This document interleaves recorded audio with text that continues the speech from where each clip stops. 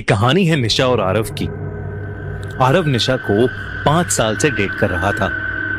निशा एक राइटर थी और उसे पुराने खंडरों में जाना, रोंगटे खड़े कर देने वाली कहानियां सुनना और रहस्यमयी जगहों में बहुत दिलचस्पी थी।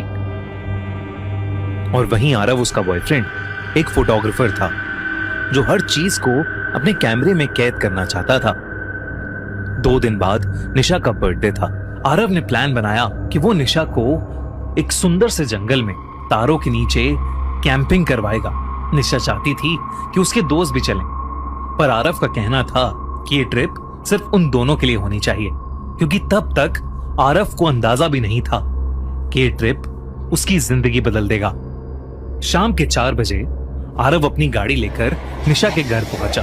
वो लोग एक शॉर्ट रोड ट्रिप के साथ कैंपिंग और ट्रैकिंग करने वाले थे।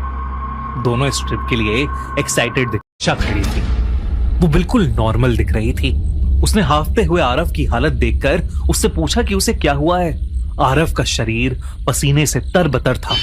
उसके मुंह से आवाज ही नहीं निकल रही थी। उसने फिर से उस जगह देखा तो वहां कोई दुल्हा या दुल्हन नहीं थे। उसने निशा से पूछा कि वो कहां थी, क्योंकि वो उसे आवाजें दे रहा था।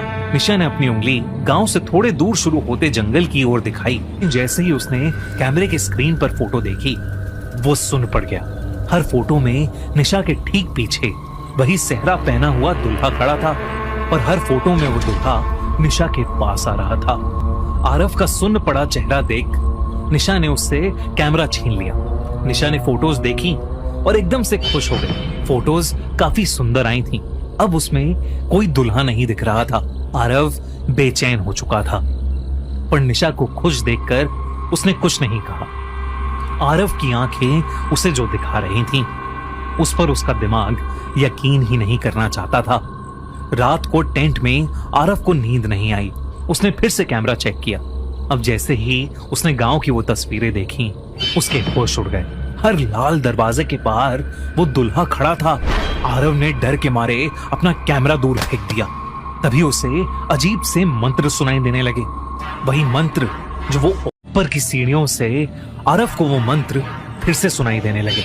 और तभी वही दुल्हा बना आदमी, जिसके हाथ में एक सूखी हुई वरमाला थी, नीचे उतरने लगा।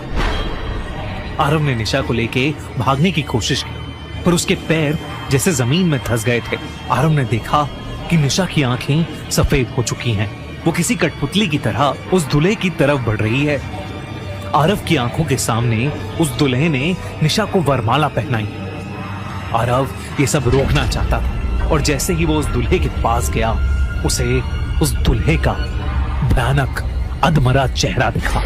उस दूल्हे ने आरव का गला पकड़ा और उसे एक बहुत जोर का धक्का दिया, जिससे वो पीछे जाकर गिर गया।